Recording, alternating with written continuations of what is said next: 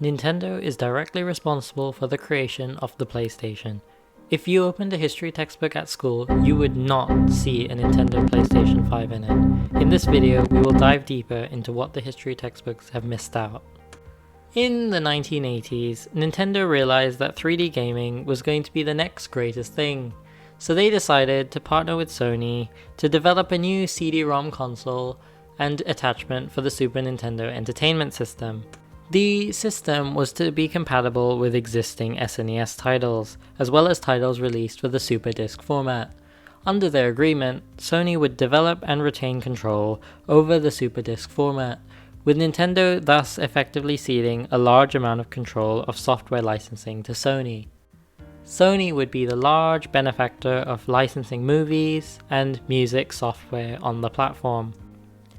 Unfortunately, the deal that Sony had with Nintendo fell through, and ultimately created one of the most profitable divisions of Sony.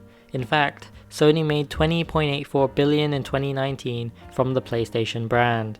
You could buy a lot of Big Macs with that money, believe me.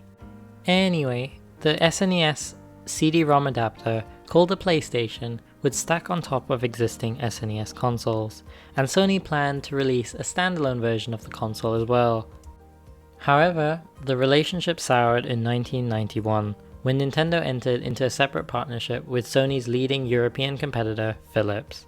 Nintendo's partnership yielded a few Nintendo games for their CDI platform. Sony felt backstabbed by this and decided to ditch Nintendo and launch the PlayStation on their own. Sony's offering was a lot better than the CDI by Philips. The broken partnership with Sony has often been cited as a mistake on Nintendo's part.